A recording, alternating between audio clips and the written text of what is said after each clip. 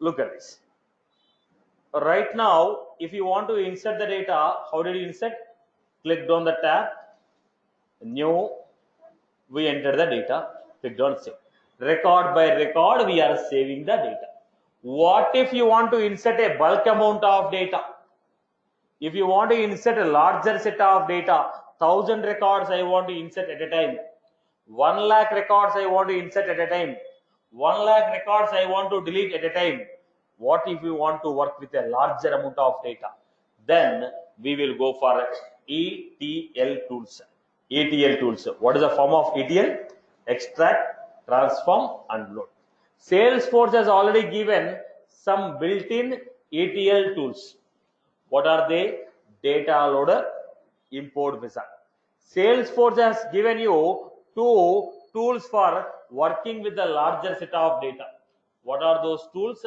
One is data loader, other one is import wizard. Data loader, another one is import wizard. So let us see this example now. First we will start with data loader. So what was this data loader? Data loader is a ETL tool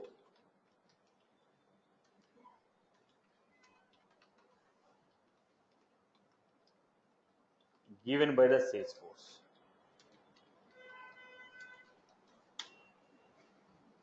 This tool is used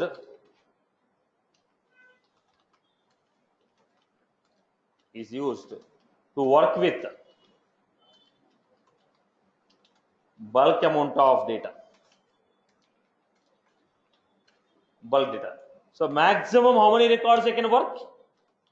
This will support up to 5 million records. The ETL tool of data loader will support up to 5 million records. What type of operations are supported? This will support the operations of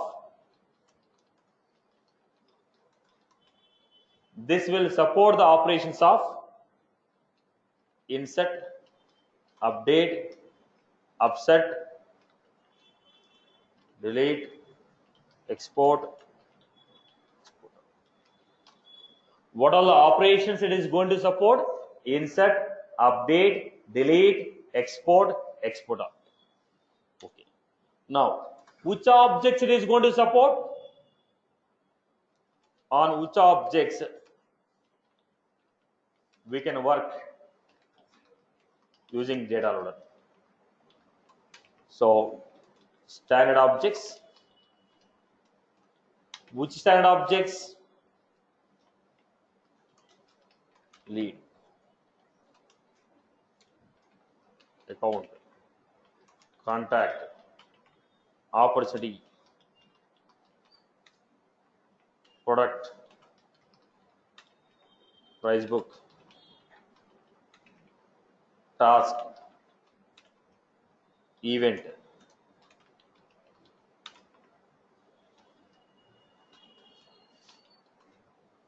then all the custom objects. So lead, account, contact, opportunity, product, price book, task, event, user. These are the objects on which I can use this data loader. And also on all the custom objects what you have inserted. Every custom object you have created, on every custom object we can work.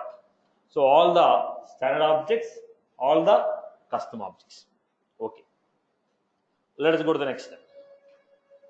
Now, while inserting the data, you are inserting the data, very good. While inserting the data, will the validation rules will run? We have created some validation rules, right?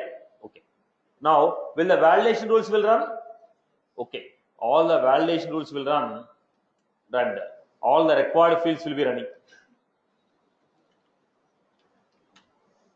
All the validation rules will run. All the validation rules will run, as well as it is going to support all the required fields. All the required fields will be supported. All the validation rules will be supported. Okay. Now let us go to the Next point here. Is it a atomic or non-atomic? What do you mean by atomic or non-atomic? Now I am inserting 10 records. If any one of the record fails, what will happen? If any one of the record fails, what will happen? All the records will fail, which is called atomic. Atomic means any one record fail, all the set of records will fail. Non-atomic. Non-atomic means any one of the record fail, only that record will fail, rest of the operation will continue. So what is this? Atomic or non-atomic? When you say atomic, what do you mean by that? Any one of the record fail, all the records will fail. Non-atomic, any one of the record fail, only that particular record will fail, rest all the operation will be successful. I hope you are good with this. Okay. Now let us go to the next part. Now let us go to the next one. Data loader will be running as non-atomic.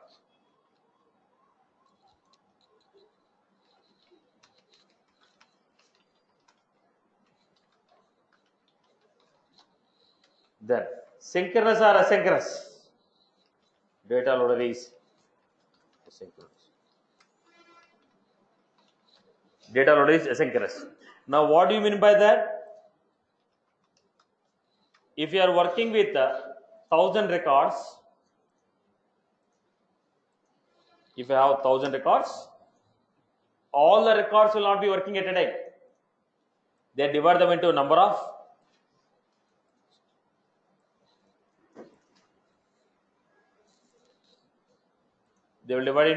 batches. 200.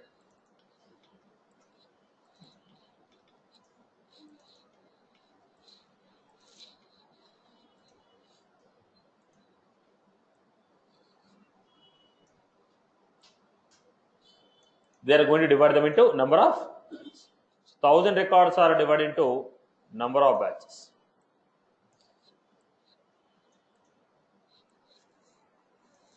And all of them, how they will run? 1 to 200, 200 to 400, 400 to 600, 600 to 800, 800 to 1000. Is it run like this sequentially? First 200, followed by second 200, followed by third 200? No. Data loader will be working like asynchronous. That means all of them will be running independently. So at a time, how many jobs are running? 5 jobs.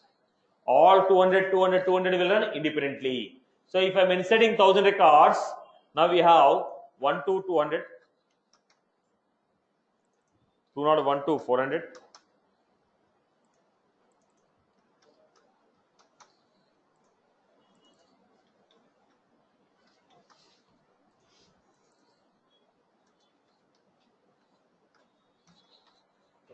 now how the data is inserted? Is it inserted like this? 1, 2, 3, 4, 5, 6? No. All of them are running parallelly. So first record is inserted, 201 is inserted, second record 301, 401, 401, 202, because all of them are running parallelly. Now which will be inserted first?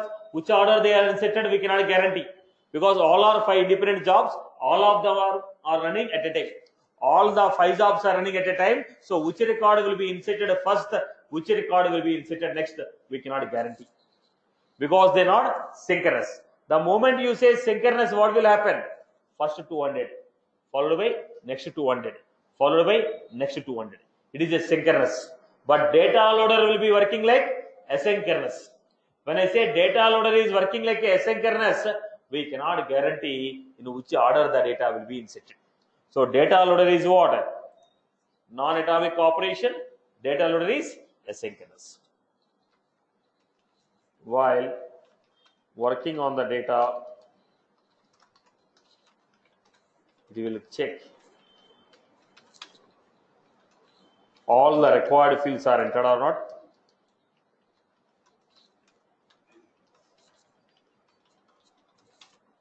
Then all the validation rules are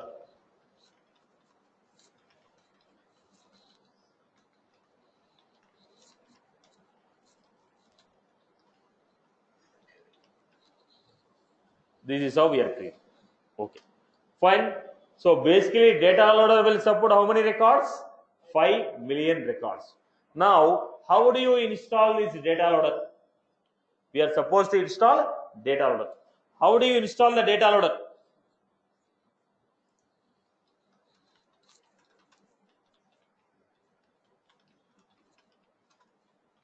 How to install the data loader?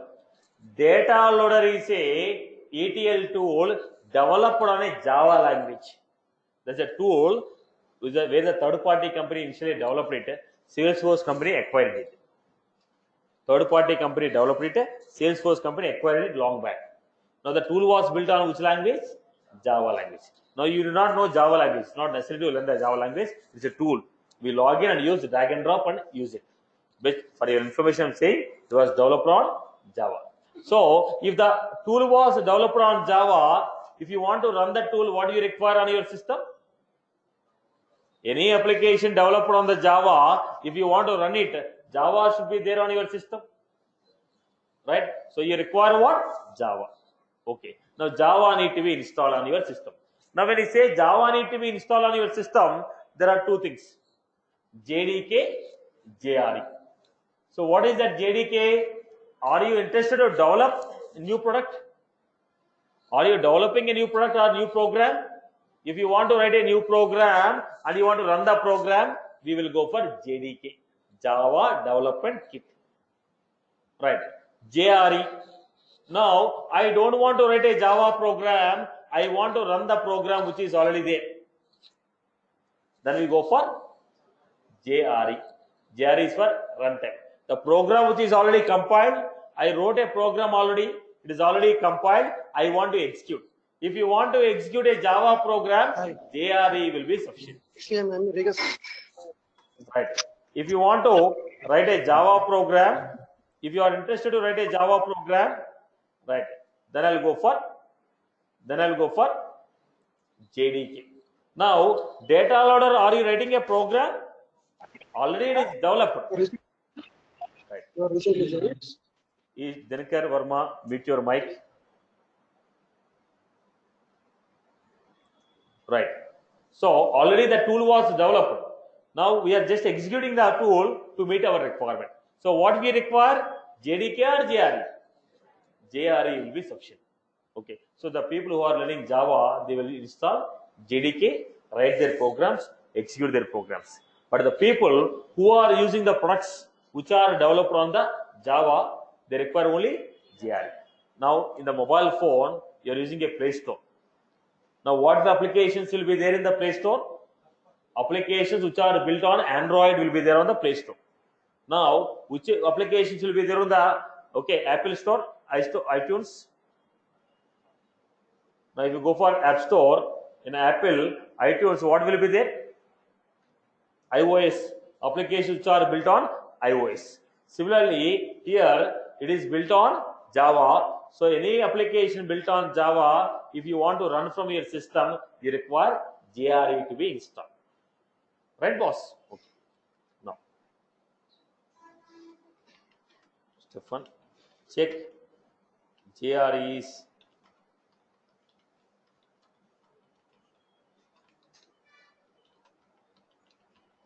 See, if you are using internet, okay, other than Facebook, YouTube, and other than Facebook, YouTube, if you are using any other things in the internet, most of the time the JRE plugin will be installed on your system.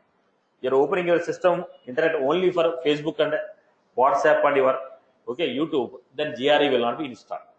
Other than this, if you are using any other sites, most of the times they throw a plugin. Boss, JRE is missing. Should I install or not? Okay. If you are using anything other than this YouTube and Facebook, by this time your system might be already containing the JRE. How do you test it? Go to command prompt, give javac. If you give javac, if you are finding something that you cannot understand, so then Java is there in your system. Now if you give it, we are able to find the structure here, right? Otherwise you can give Java hyphen version. If you give, it will give you version of the Java. Now we are able to see runtime environment is installed on my system, right?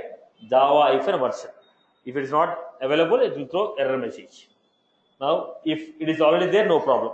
Not there, what will you do? My system already has a Java in it. No problem. Now, if it is not there, what you are supposed to do? How do you check? Command prompt.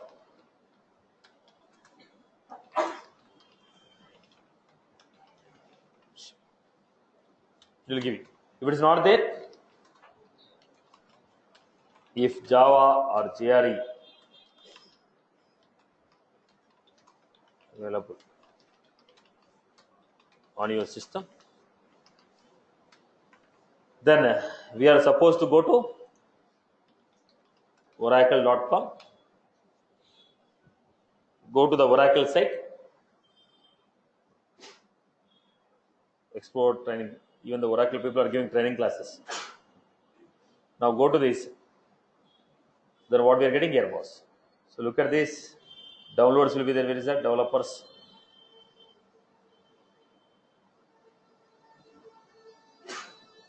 Go to developers, downloads.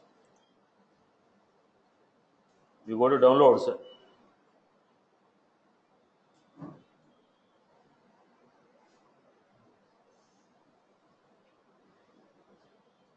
You will be finding JRE. What are you finding? JRE. Go to JRE. Download it.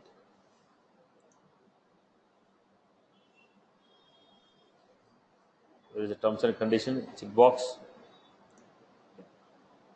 Right.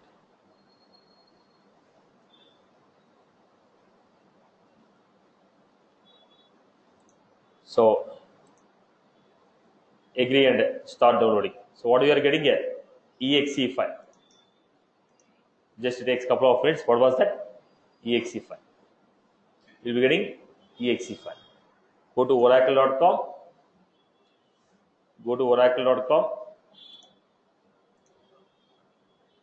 So probably you can also straight away go to this. What was that? Java.com.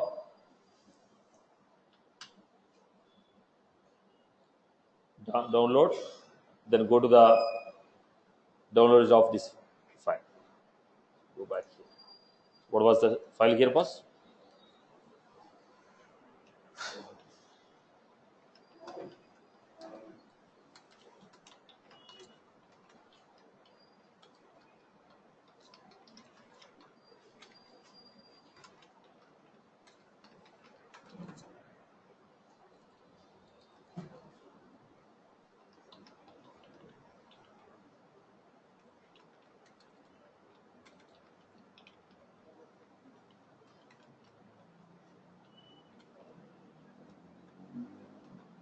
Download. When you download, exe file will be coming. Simply click on exe. Click on next, next, next. It will install. You not do anything. Click on exe file. Next.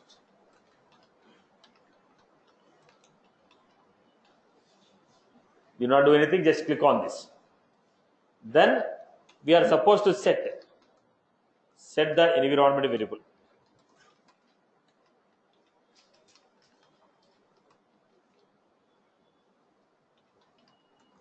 Set the environmental variable. How do you set the environmental variable? Once the Java is installed, now we are not installing a JDK, we are installing JRE. Because we are not going to write any Java program. We are only running the application which was built on Java. Right. So what I am doing, go to my computers, go to C drive. In the C drive, program files, Java. What are you finding here? So go to C drive, program files, then Java, JRE. What you are finding here? Copy the bin path. Copy this bin path. If you download a JDK, you can install the JDK also. So in my system has JDK. So I'll go with the JDK here. Program files, Java, JDK. So install the JDK. you can use for the future purpose also, right? So go to this, give a right click, properties, then advanced system settings, environmental variables. Now we have path. Go to the path, edit,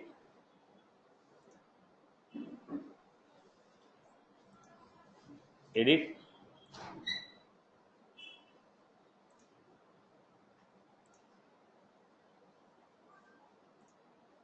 then here what you are supposed to do, copy whatever the path we copied, just copy paste here. Like this you're going to new, copy that path. Where should I copy? In the path. Path is not there, create. By default, path will be there on your system. So go to the path, click on edit, edit, text, copy the path of Java bin file. Right. Then once again I'm giving it.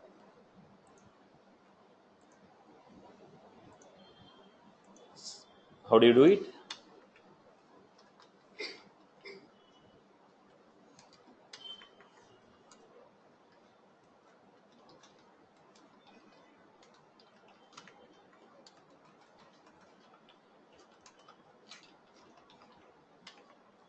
Properties. In the properties,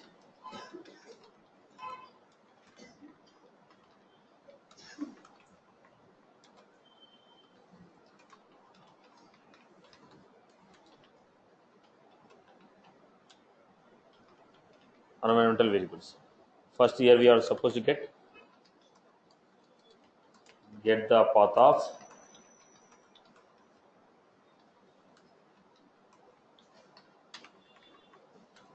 what was that? Generally, is going to be C drive.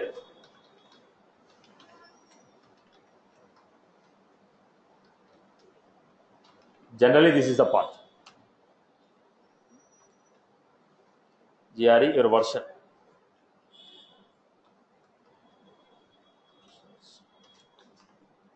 Generally, this is the path. Environmental variables. Select user variables. User variables. In the user variables, select path.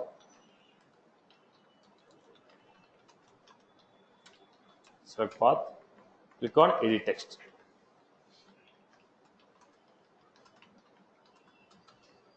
Then you are supposed to do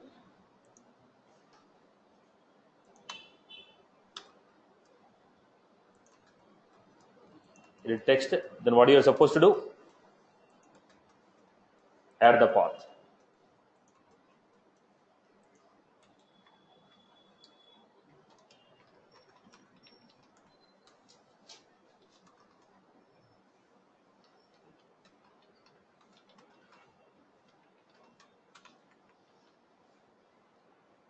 Right, boss?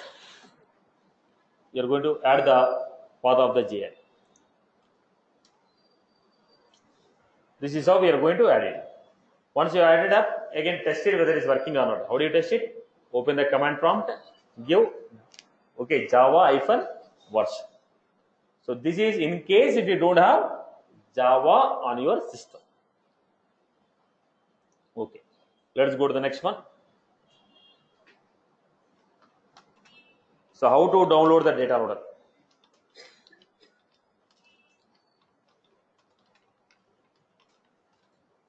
How to download the data loader? So how will you download the data loader? Setup.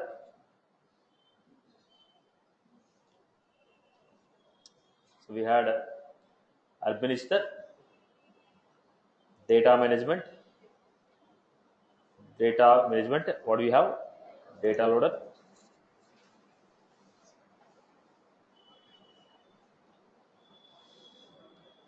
Data loader for, when you click on this,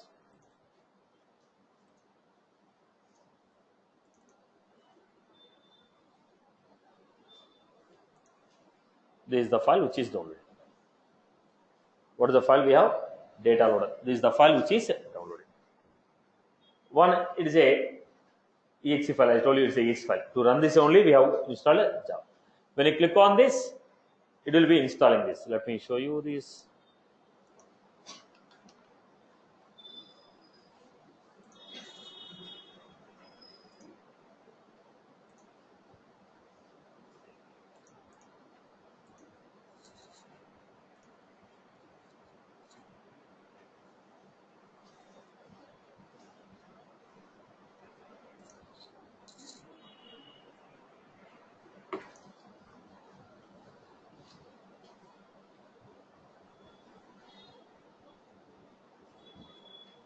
Right.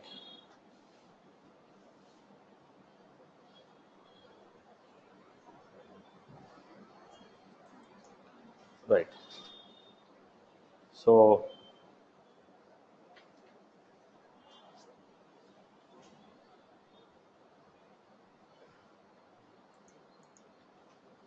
just click on this.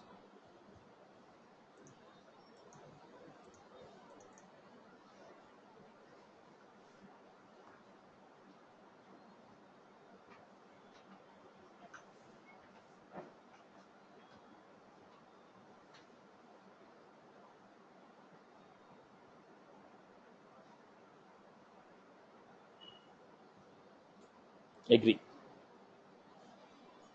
Yes. Install.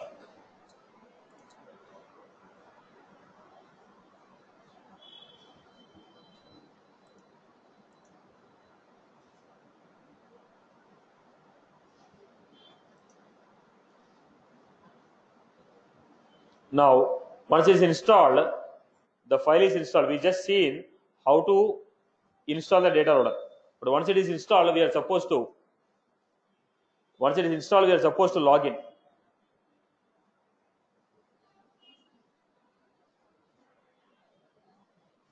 Right.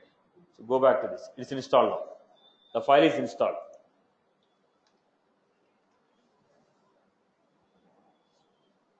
The file is installed. File is installed. Now let us take this one. So when the file is installed, let us take this. Let us go back to this one. So what are the few steps here? Look at the navigation.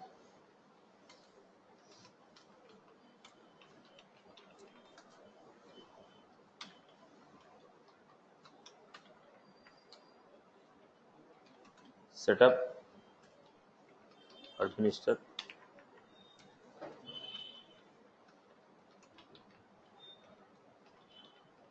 setup, administer, data management,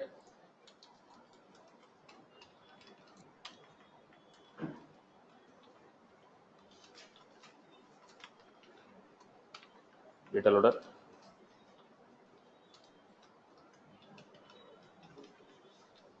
setup, administer, data management, data loader, download. Setup, administer, data management, data loader, download. Download for Windows. So once you download it for Windows, it is a exe file. It is a exe file. So what I was supposed to do? Click on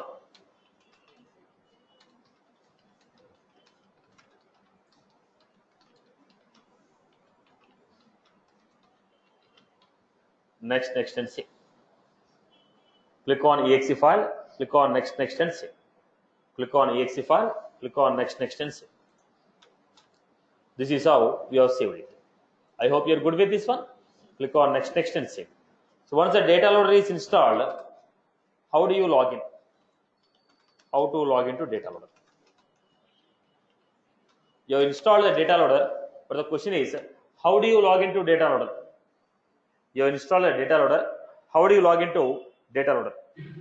How do you log into data loader? Now there are two ways of logging in. There are two ways of logging in. There are two ways of logging in. What are the two ways? Please mute your mic. Dirkar Verma, mute your mic.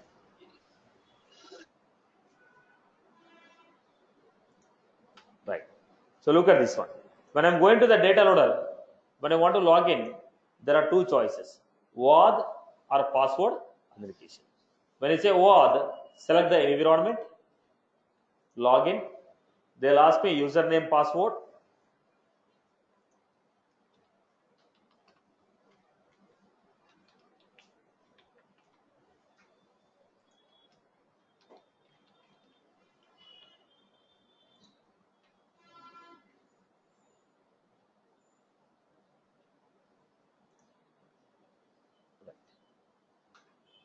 This is a very clear. Login successful. Right, because I gave OpenAP 0 to 255 I gave because I want everybody to log into my account. I remove the IP address restriction. That's why it is not asking a verification code. Otherwise, it will send a OTP code. I have to enter the OTP and log in. This is the first format. So what was this? First. What is the first format?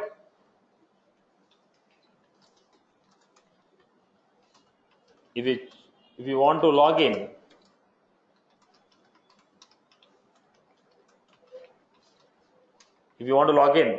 using OAuth, if you want to log in using OAuth, what we do?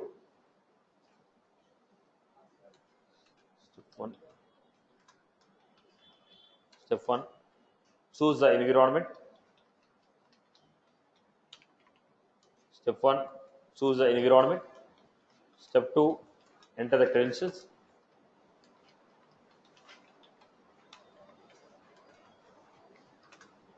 Enter the credentials. Step three, enter the OTP.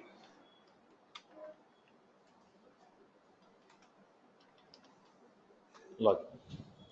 So this is how we are logging in. Choose the environment, enter the credentials, enter the OTP, login. So what is the second format we have? Password authentication.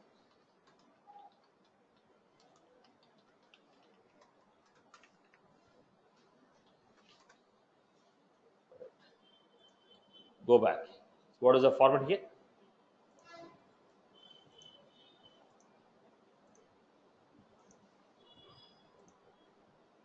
We have password authentication. So here we are giving admin at the rate of password 64613. But when you are giving a password alone is not sufficient. You are supposed to generate a security token.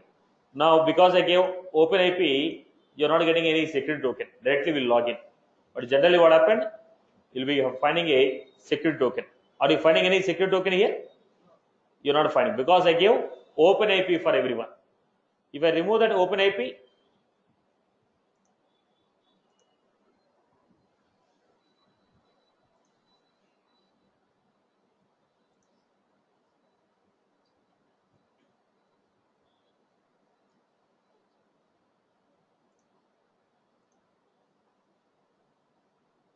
go to setup, administer, manage users, profile. Then we have setup, user, my settings, personal. Look at this. You're getting now. Previously, this option is not there, right? Because let's say OpenAP is not there. Now I remove the OpenAP. Now I got it. When you give this reset security token, when I give reset security token, I will be receiving a security token here. I will be giving a security token here. Very soon. Now it should be what? Username, password plus security. I was supposed to give username, password plus security token.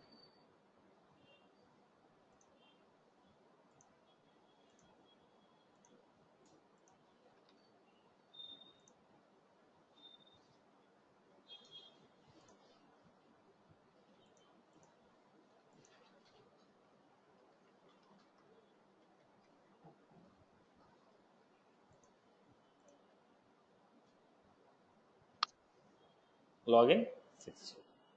Now I can work on whatever I want. Are you getting my point? So what was the second format we have taken? Password authentication. Username, Salesforce first. Generate security token.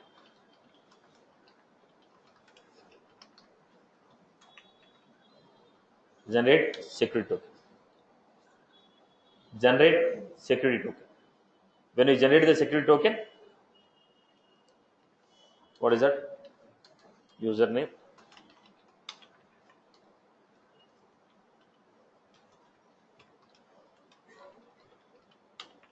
My settings. Personal.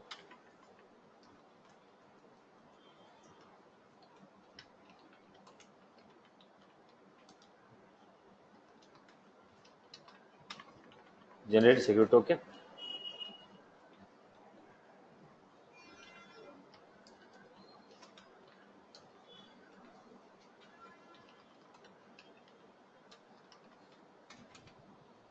Reset security token. This will send a security token to your email ID.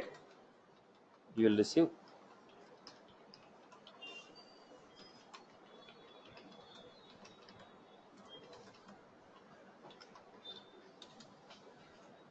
Then, third step.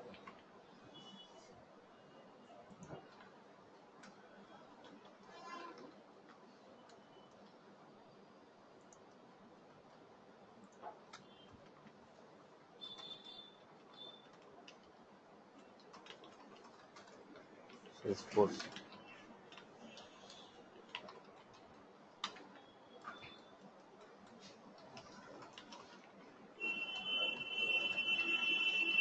Salesforce. Password plus Salesforce password plus security token. Salesforce password plus security token. Right, boss? This is how we are going to log in with the password authentication.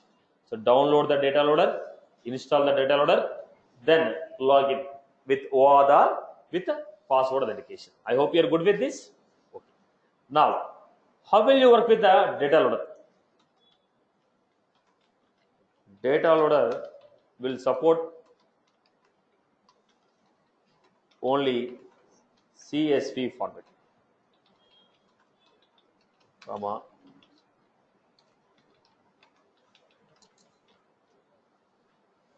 data loader will support only CSV format, comma, separated values.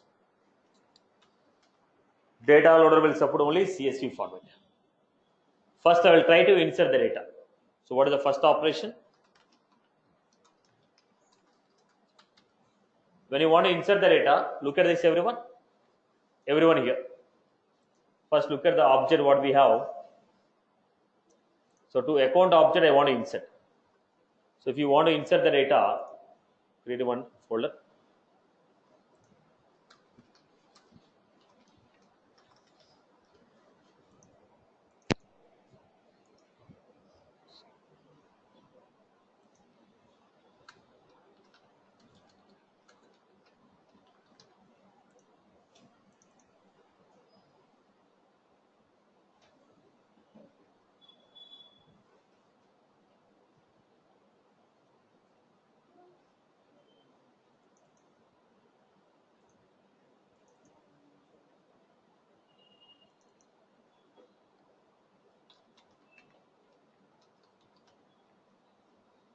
Name, phone.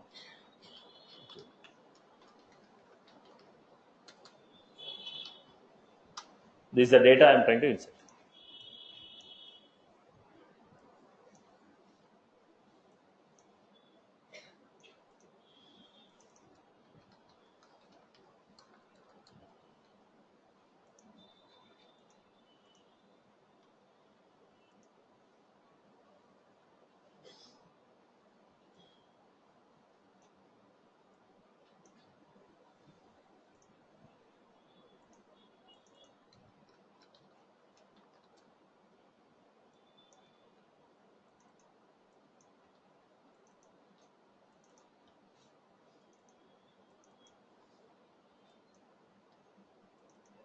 So I'm giving some data here. Some data I'm inserting.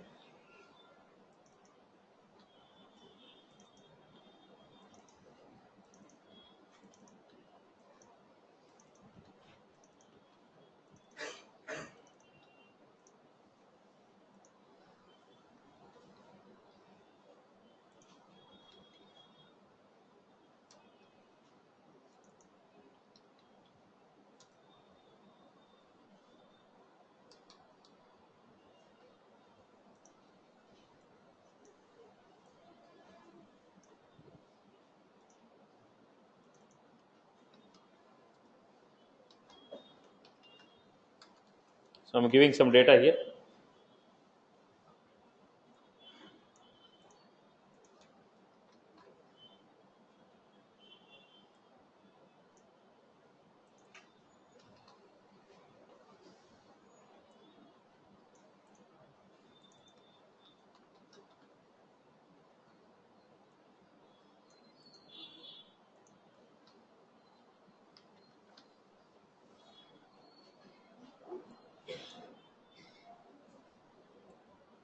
So this is the data what I have.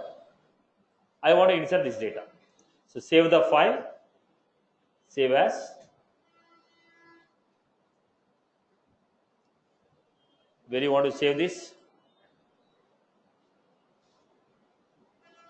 Account. Look at the format. What is the format? CSV, comma, delimited. CSV file. Now we are saving this data in the form of CSV. Go back. CSV file. Now go to the data loader. Insert. Which object is that? Where is the source file? Your data is in the CSV. Choose the file. Where was that? Desktop. I have a data loader folder. In the data loader we have. So the data in the CSV. Now the fields in the CSV, fields in the table may or may not be same. I may give a different names in the CSV. I may give a different names in the object. Now we need to map it. So what I'm doing? Next.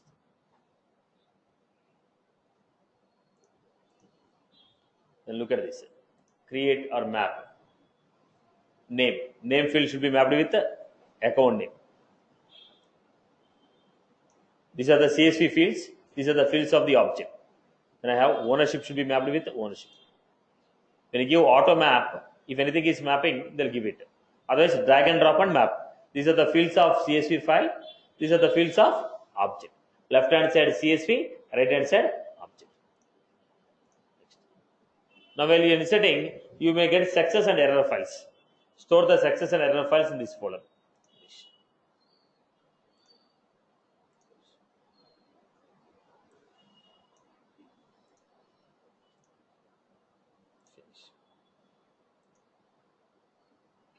What happened? There are 18 errors. All the files failed. Why? Required field missing. What was that? So somebody created a field on this object. Do not work on this object. It will be waste of your time.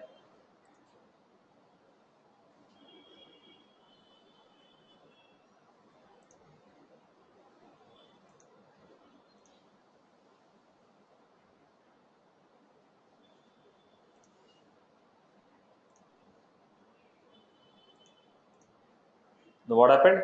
All the records failed. Come back to this again.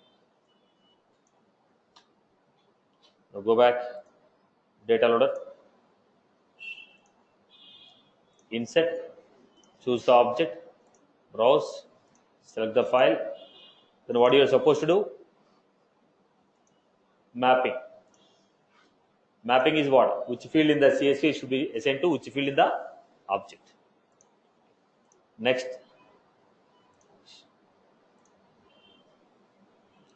Now there are 18.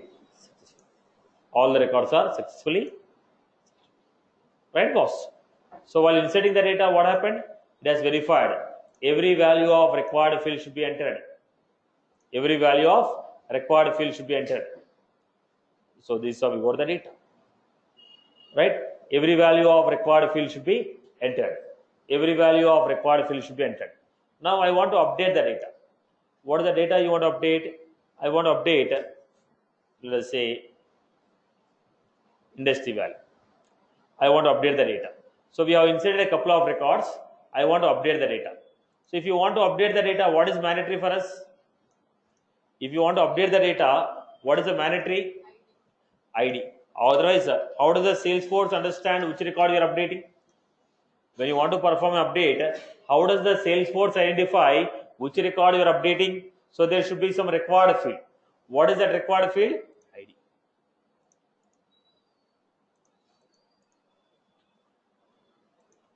So what happened? ID of the record, phone number, ownership.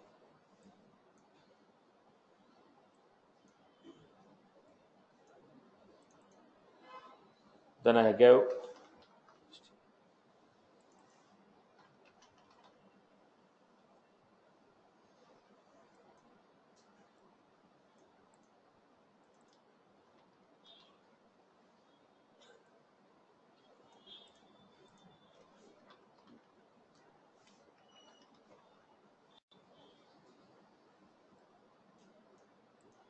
this a week. Now I want to update. So go back to the data loader, update, account object, browse, account update. Next. Create and map the fields. Okay. Next. So what I'm doing, the source file is there. Upload the file. Click on update. Which data you want to update? Update the CSV file. Automatically records are getting updated. Look at this. Records are getting updated with industry equal to banking, energy, education. I hope you are good with this. People are good with this example. Right, boss? So what I'm doing, click on update. You are able to perform the update. Now I want to delete. I want to delete. If you want to delete, how do you delete? Unless you give me the ID of the record, I cannot delete. So click on delete. Click on delete. No. Account object.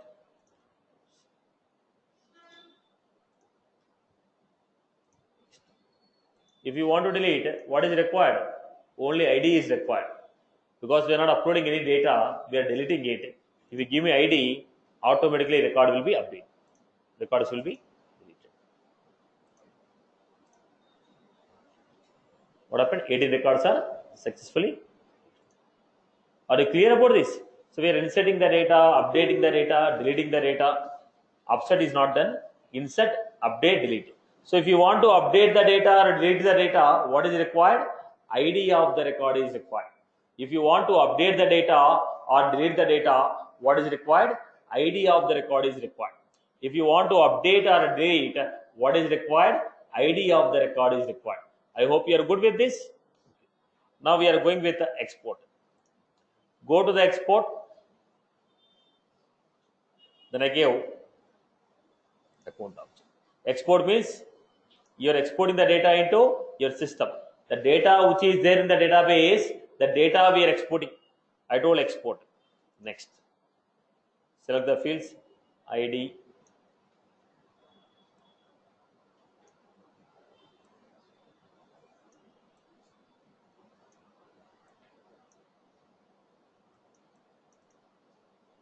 type. Some fields I am selecting here.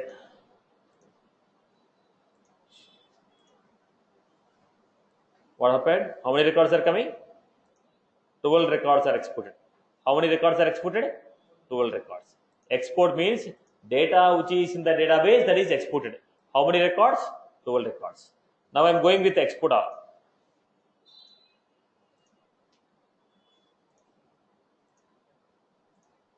Export all.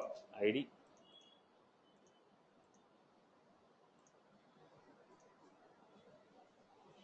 How many records are coming? 30 records. Why 30 records? Why 30 records? In the account object, let us see how many records are here.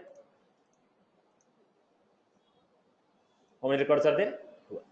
When you say export, records which are there in the database, they are exported. When you say export all, including the records which are in the recycle bin, records which are in the database and the records which are in the recycle bin, both of them are exported. 18 records we have deleted right now. 18 plus 12, 30 records are coming. So what is the difference between export and export all?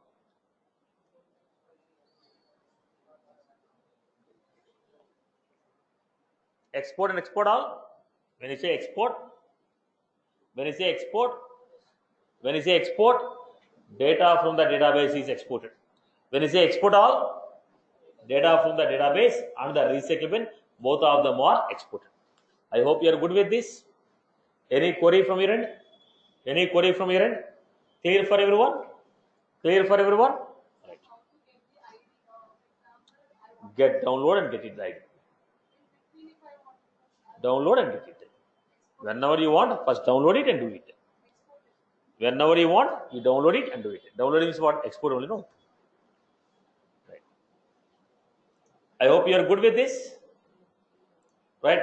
So what are the operations that we have seen till now? Now look at this. Insert, update, delete, export, export. I hope you are good with this operation. Okay. Now, what is this upset?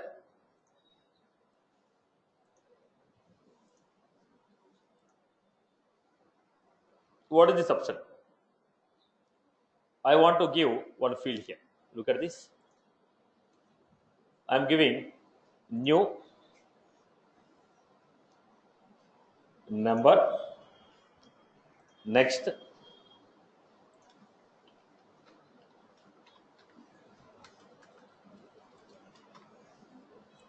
customer number. What was this? External ID. I enabled this field as external ID field. What is this external ID field? I will tell you. So, on which field we have this option of external ID? On which field we have this option of external ID? Only number field, text field, email field will have this option of external ID. Which fields will have this external ID? Text, number, email. Text, number, email. Text, number, email. Only these three fields will have option of external ID. Only these three fields will have option of external ID. What is the advantage of this external ID?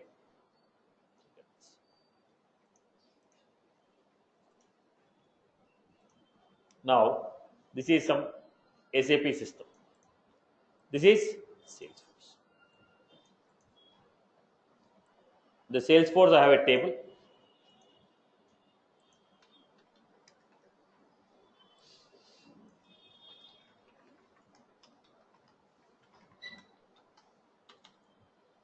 ID I am giving 18 character ID I am giving as some 3 character for understanding.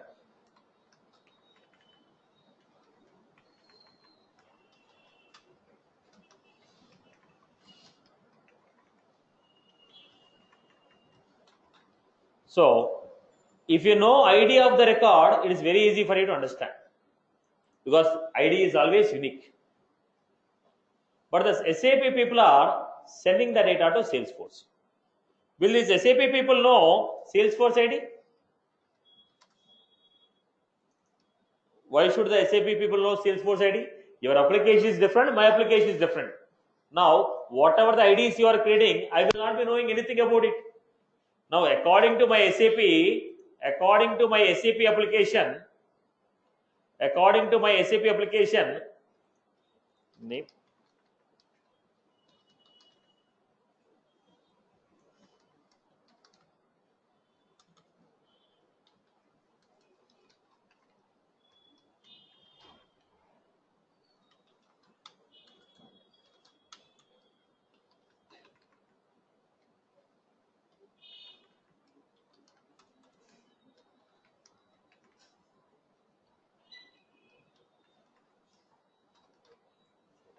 Now, these SAP people are identifying the record as unique based on the phone number. You recognize your data as unique based on ID. I will recognize my data as unique based on phone number. When you are sending the data from SAP to Salesforce, on everyday night, data will be coming from SAP to Salesforce. When data is coming from SAP to Salesforce, Salesforce people want to check whether this data is already there in the Salesforce. If data is already there, don't create update. If the data is already there in the database, don't create update. If the data is not there in the Salesforce, create. Now, on what basis you are saying the data is there or not? Now, SAP people are sending those 3 records to Salesforce. And the Salesforce is saying, if the data is not there in the Salesforce, create it. If it is already there in the Salesforce, update it. On what basis you are saying record is already there? You have to compare based on particular field. Boss, if phone number is there, record is existing. ID is there, record is existing. City is there, record is existing. Based on some field, you have to compare whether the duplicate data is there or not. Based on which field you are making a comparison, that field is called external ID field. That field is called external ID field. Now I am considering phone number as external ID. In the Salesforce, at the time of creating a phone number, I told external ID. Now these people are updating the data. Let us say.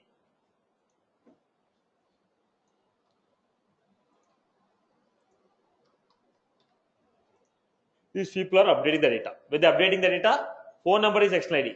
1, 2, 3 already there, right? If it is already there, what happened? Don't create, update it. Then 2, 3, 3 not existing, so create.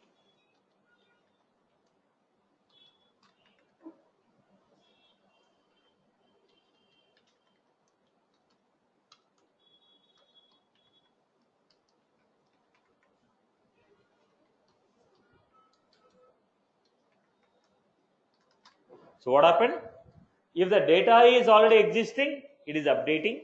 If data is not existing, it is creating. Now, when the data is coming from external system, they will not be knowing any information about the ID.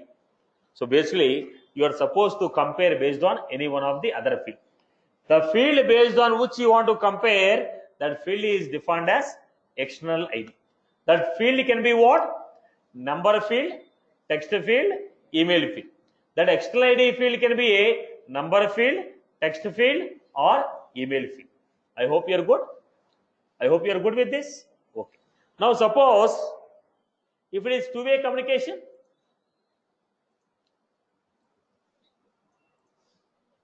Salesforce people will be sending the data to SAP. SAP will be sending the data back to Salesforce.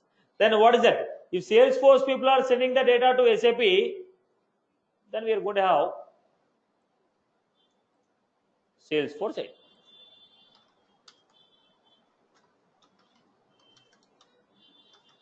Now if ID is already there, right. Now what happened? Now if SAP is sending, I will say perform the upset operation based on ID. If ID is already there, update it. ID is not there, create it. When ID will be known, if both the parties are exchanging each other. Like Salesforce is sending data to SAP, SAP modifying and updating the data to Salesforce, then they know each other's ID. But if it is only one-way communication, only SAP is sending the data to Salesforce, then SAP will not be knowing Salesforce ID, then I have to go based on external ID. Right. So what is the meaning of upset? Upset means if the data is already existing, update it, not existing, create it. If data is already existing, update it, not existing, create it. I hope you are good. Now to do this operation, we require what? To do this operation, what we require? We require external ID. We require external ID. Okay. So prior to that, let me go back to this. First, I will remove your IP address restrictions.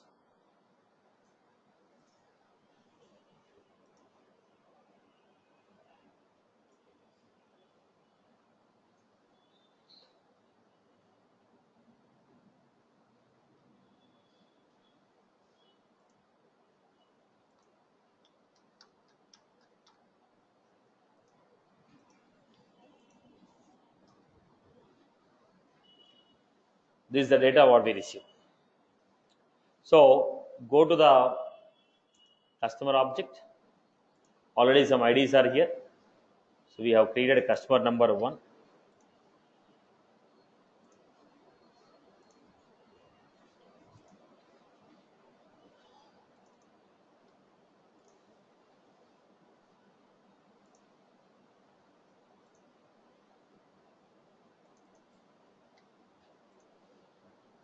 This is how we create. Right. So there are 3 IDs. What is the data we have? Last name, first name. So last name, first name, type is what? Corporate, personal, C number, salary. Okay. So create the CSV.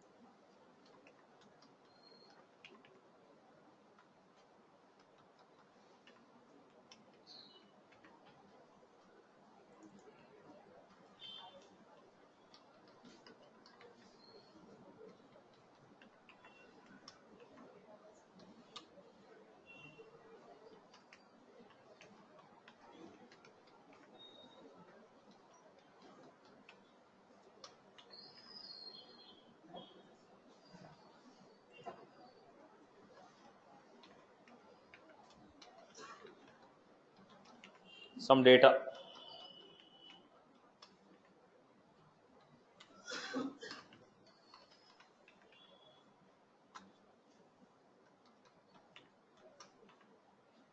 Right.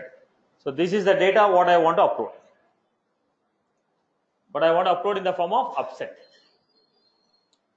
This is the data what I want to update, but I want to update in the form of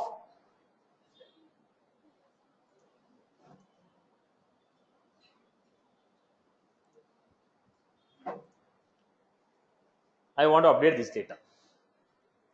So go back, log out and log in again because I made some changes on the field.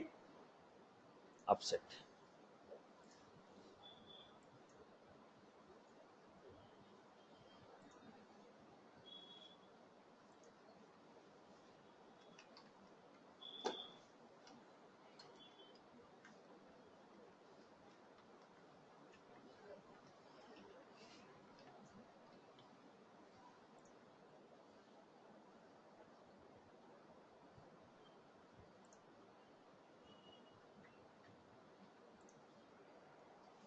Now time to upset customer. Choose the file. Customer. Next. Now they're asking what is that? IDR. You can perform upset based on ID of the record or external ID. Now that third party doesn't know the ID of the record. So I'm going with the customer ID. First name. Okay. Next. Finish. Try to understand. Couple of errors, couple of success, couple of updates. Now look at this. 1, 2, 3 is updated. Why 1, 2, 3 is updated?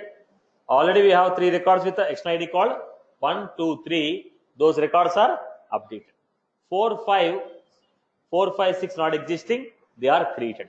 But 7 failed because I gave two IDs, two record with the ID called 7. Now while you are upsetting, you cannot have a duplicate ID. If your already ID is there in the database, it will update. Not that it will create. But in the Excel sheet, if you have two external IDs, two records with the same external ID, it will fail. So what is this operation called? Upset. So people have followed this. People have followed insert, update, upset, delete, export, export all. Right? So how many records will be uploaded at a time? If I upload 1 lakh records, all the 1 lakh records will run at a time? No. They are divided into number of batches. If you don't mention the batch size, by default how many records? Look at this. Settings. By default size is what? Now the data which you are not inserting, they will be taken as a blank. But I don't want to take it as a blank. I want to take it as a null. Then what I will do? Insert. Okay. Then we have your date. While entering the date fields, it will take. Now it was supposed to give like 2018. I was supposed to give the date in this format. But what is happening here? You enter the date, but the system is automatically converting in the form of what? Day, month, year. But it is supposed to enter the data in the form of year, month, day. Then what I will do, I will go to this. I will enable use European date. When I say use European date format, it will accept the data in the form of day, month, year. I hope you are good with this, right? By default size is 200. Maximum size 2000. Maximum size 2000. Minimum size 1. Right. What about the fields which you are not inserting? They are blank. If you want to make it as null, insert the option called insert null values. What is the format of date? Date, year, month, day. If you want to take in the form of day, month, year, we have to enable European format. I hope you are good with this. People have followed this. Okay. Now the quick points here. If there is a lookup field or a master detail field, how will you insert the data? If there is a lookup field or a master detail field, how will you insert the data? Now, lookup field will be taking ID of the parent record. Am I right? So, if there is any lookup field here, now I have, let us say, customer. Now, what I was supposed to give?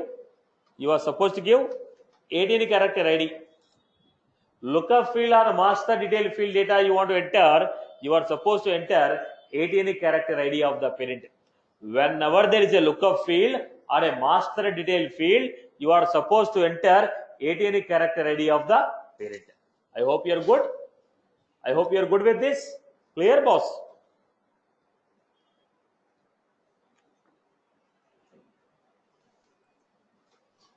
Now tell me, what is the purpose of data loader? It is used to insert bulk amount of data into the, it is used to insert or update or delete or export bulk amount of data. If you want to work with the larger amount of data, you are supposed to go with the, if you want to work with the larger amount of data, then we are supposed to go with, the data loader. How many records we can work? Data loader is used to work with the, how many records? Okay, 5 million records. What are the operations what we can perform? Insert, update,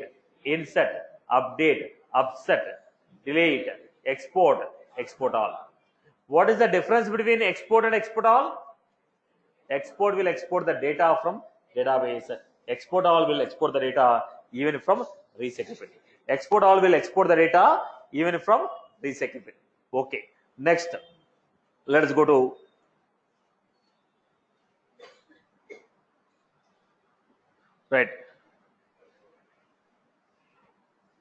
right. Now let us go for the next one. If you are inserting the data, what is the atomic or non-atomic?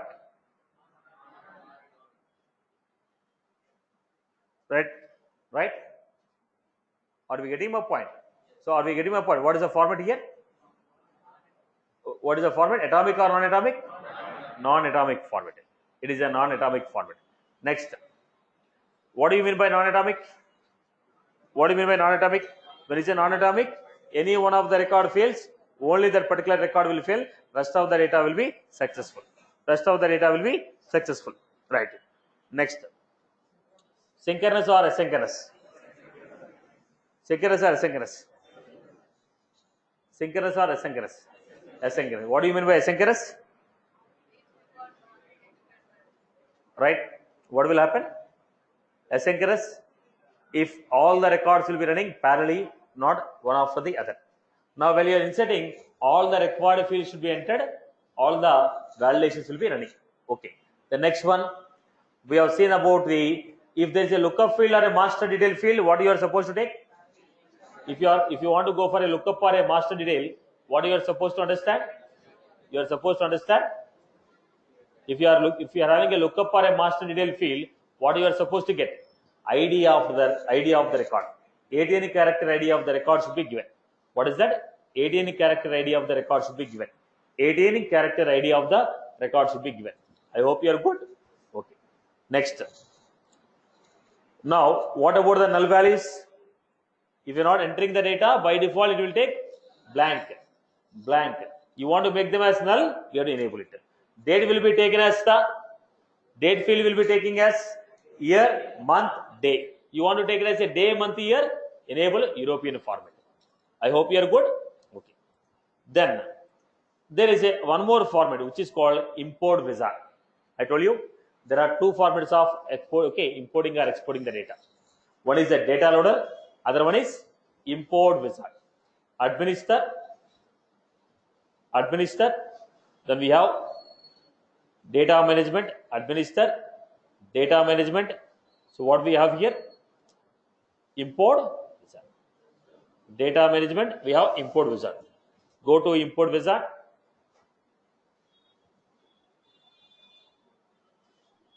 What we have? Launch wizard. Now, when you have a built-in tool like this, why are you going for data loader? Import wizard is a built-in. We are not installing anything. There I have installed Java, okay, environmental variables, installing data loader, then working. It is straight away. Then why we are not using data import wizard? Reason is two basic reasons. First one, import wizard will not support all the standard objects. It only support account, contact, lead solutions. Second, it can only support 50,000 records. It can only support 50,000 records. It can support only 50,000 records. All the custom objects are supported. I am speaking about standard objects. And how many standard objects? Account, contact, lead, and solution campaign number. Then every custom object is supported. But the problem is only 50,000 records. How will you do this? Customer, you want to add a new record, update the record or upset. Insert, update, upset. Insert, update, upset. Insert, update, upset. Up to how many records? 50,000 records. Add a new record. When you are adding a new record, it is asking new record. Choose a CSV file.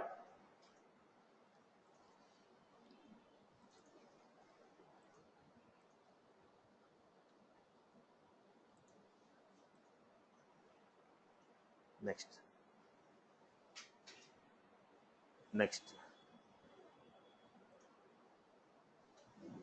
Done. It is also same like your data loader only. What did I do? Data import wizard, launch wizard, choose the object, choose the CSV,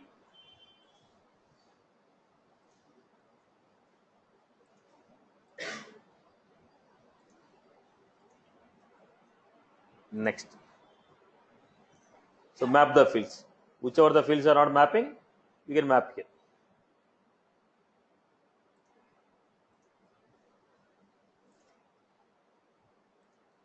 Account phone number is mapped with account phone number. Then click on next. Just take your data loader. Only the extra burden is installing the data loader. But advantage is 5 million records. Disadvantage here is okay 50. And immediately are you getting the CSV file? Here we are not getting the CSV file immediately. Success and error file. There, the moment you perform, this is the success, this is the error.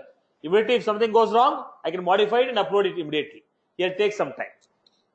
Right. So data import wizard will support how many records? 50,000 records. It only supports account, contacts, and leads, solution, campaign member, every custom object. But it can only support 50,000 record. Import wizard will support only 50. Data loader will support 5 million records. I hope you're good. Okay. So have you received the hard copy of data loader? No? You just call that boy. Now look at this. Let's go to the next point. Here we also have, there in the data loader, we have export and export all. We had a export and export all. But here we'll be using data management, data export. When you click on data export now, select the data. Whichever the data you want, select that object and click on export. When you are giving this, is it giving a choice which field you want? Boss, I want only name and phone number. Why are you giving me complete data? I don't want all the records. I want the records which are created today. But it is giving complete data. So export wizard straight away give the complete data in the CSV. But I don't want the complete data. I want the data which is created today. I want only name and phone number. I want only name and phone number and email. That flexibility I don't have in the export wizard. When you want to take a complete backup, when you want to take a complete data backup, then this will be suitable. When you want to export a particular data, this is not a suitable option. I hope you are clear. Data export, we can export the data, but you don't have the flexibility of exporting the data of your choice. You have a flexibility of exporting complete data as a backup. So when do you go for this? When I want to take a complete backup, I will go for this. When I want to export a particular data, particular fields, I'll go with the data loader. Are you clear about this? Right, Amma? So basically this is dealing with what? Inserting the data or exporting the data from third-party systems. Okay. Now apart from this, are there any third-party tools which are popular? Yes. Salesforce company has recently acquired MuleSoft. What is the product here? MuleSoft. It is also a tool. So using this tool, we can export the data, export or import the data from any application.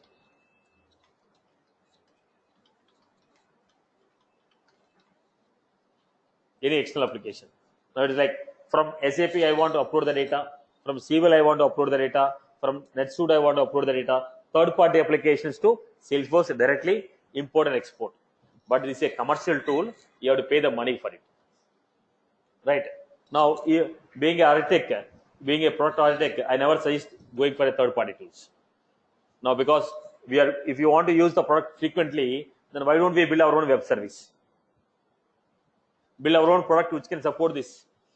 Now, instead of going for a commercial basis, I always prefer to build my own product. Now, instead of spending the money and license money and using the tools, I will prefer to build my own tool which can export the data from third party. I always prefer to go with building a web services rather than going for a third party.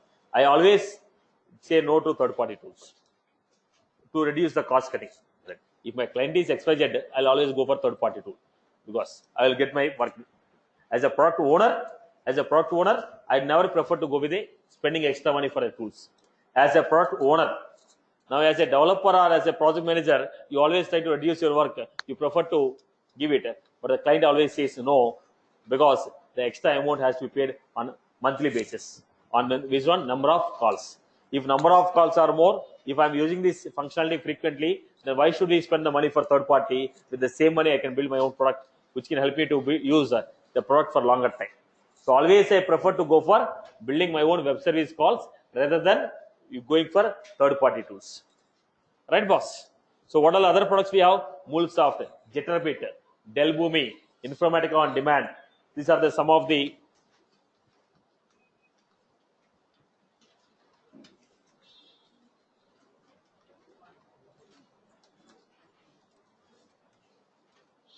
these are third-party tools.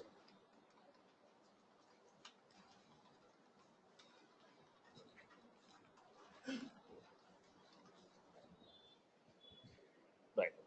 So probably the Salesforce will start promoting more on MuleSoft. These are not Salesforce products. Now the Salesforce has acquired this company, so Salesforce keep insisting you to purchase MuleSoft. It is a commercial, not at free of cost.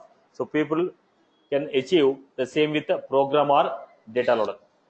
So I can whatever the MuleSoft is doing, the same I can achieve with my command line operations. Right, boss?